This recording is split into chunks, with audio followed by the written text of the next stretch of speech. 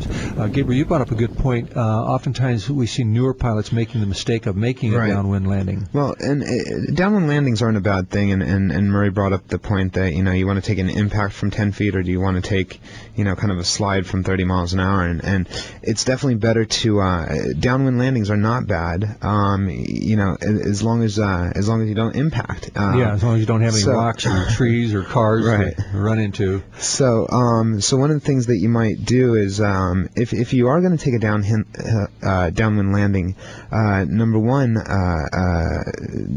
don't try to turn back into the wind at the last moment, because this is a mistake that I've seen people make where they're very obviously going in downwind, and then all of a sudden they remember, oh yeah, I got to land into the wind, and then they'll start doing a really, really hard turn, as you'd have to with a tailwind, and your body kind of pendulums out a lot more, so you end up actually landing a lot faster than you probably anticipated. So if you're going to go downwind, that's fine. Relax, get real relaxed, get your body real relaxed. You're not going to break any bones or anything if your body's relaxed, and then be prepared to flare a little bit earlier, but not as aggressively. What you want to try and do is you want to even out your glide slope. So if you're coming in with no brakes, you've got a real steep glide slope, and as you get closer to the ground, you're going to flare a little bit more, and you're going to try and flatten that glide slope so that it matches the slope of whatever hill you may or may not be landing on.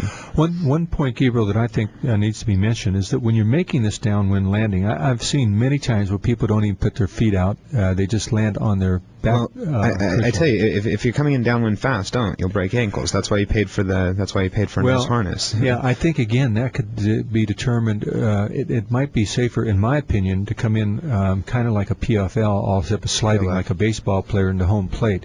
And the reason I say that is because oftentimes, and I know some real good examples. Eric was one of my buddies that had a bad ankle and decided to come in downwind on his butt, and he ended up breaking some vertebrae.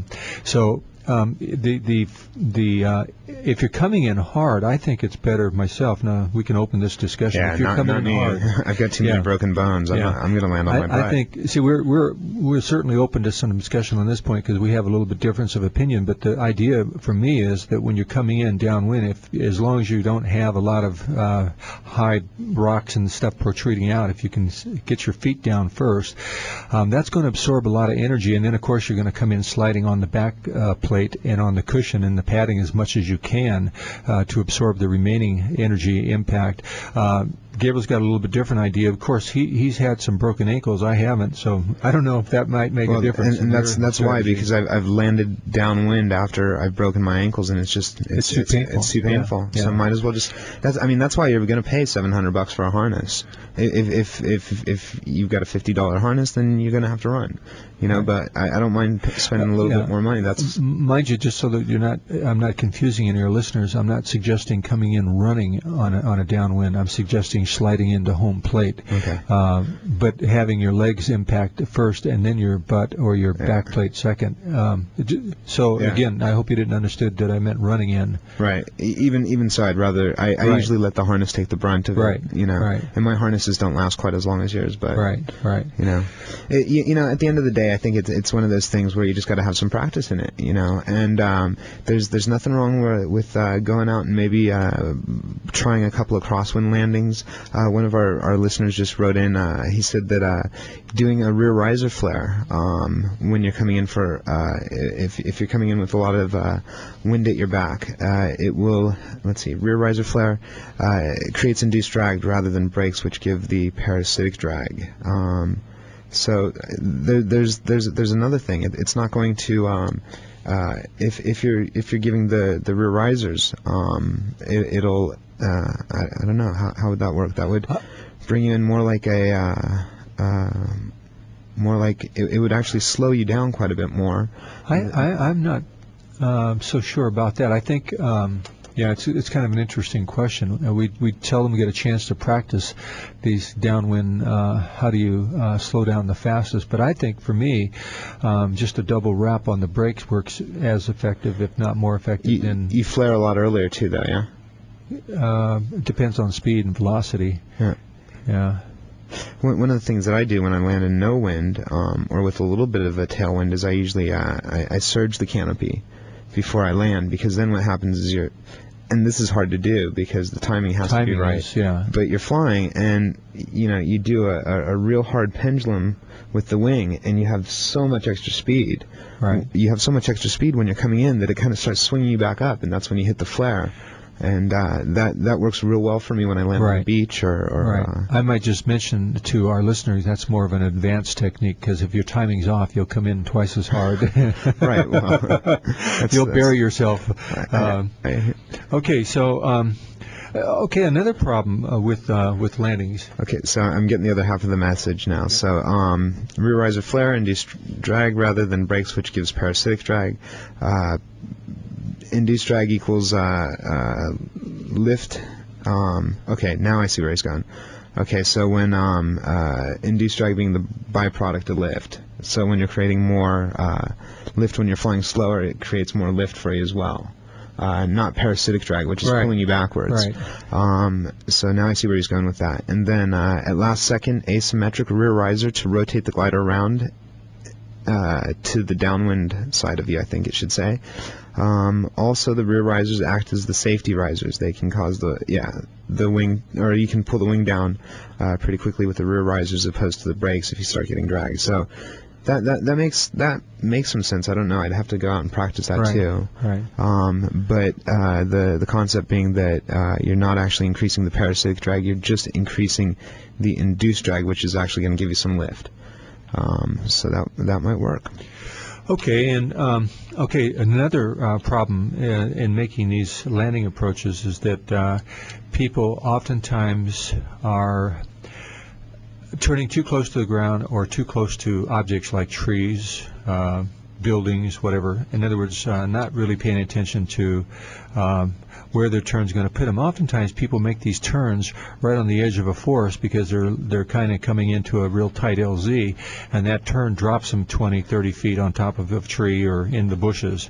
And again, these are the kinds of things that you have to really work at and practice at in order to avoid landing somewhere other than your intended location.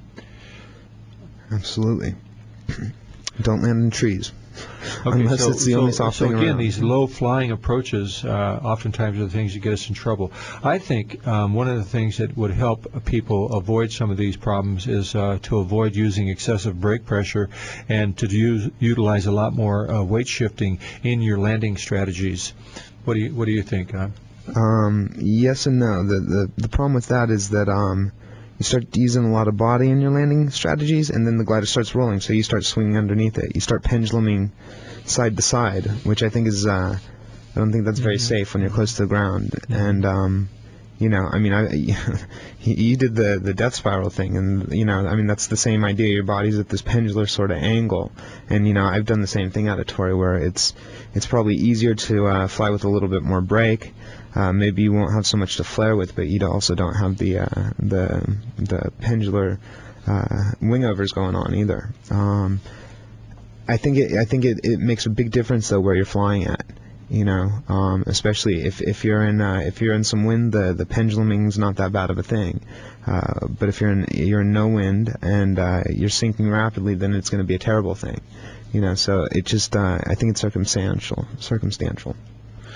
Okay, well, trying to think what else. Obviously, another landing strategy that I think needs to be emphasized, and because we get old and we do this so often, we tend to get lazy. But that's the last 20, 25 feet being standing up in your harness. If you're in a real turbulent air, you're standing up probably 50 feet before you get to the ground. But the point being is that we sometimes see guys coming in, they're sitting way deep back in their harness, and they hit a sync cycle, and all of a sudden they're dropped the last 10 feet to the ground before they can get their feet out from underneath them. So again, we do this so often, we get real comfortable, we get real lazy, and we oftentimes will stay seated all the way until we touch down.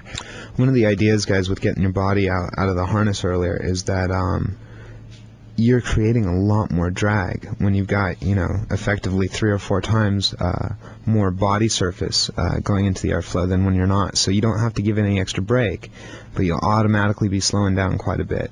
And then the other point is the one that my dad brought out, that you have your landing gear below you just in case. So and surprisingly, many schools really pass this over very quickly, but the PLF, the parachute landing fall, is the other reason why we're standing out. If we do hit that sink and we come down real hard with our legs down extended below us, we can easily be in a PLF parachute landing fall and roll. And again, we do that to minimize body damage. And if it's done properly, I've seen one of my good buddies, Dave Hankins, dropped from about 25 feet right to the street. He was flying over the street coming in at Blossom, and he lost his wing.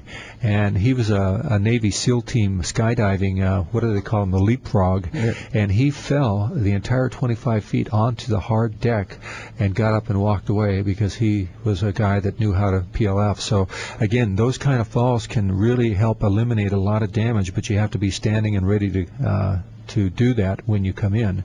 So yeah. So okay. You know, I always because of that, I always fly with my ankles crossed. So you're already in you've got your legs together. You're not going to come in with your legs far apart. Right. You don't want to do a PLF with crossed ankles, but they're already, your feet are right there in front of you.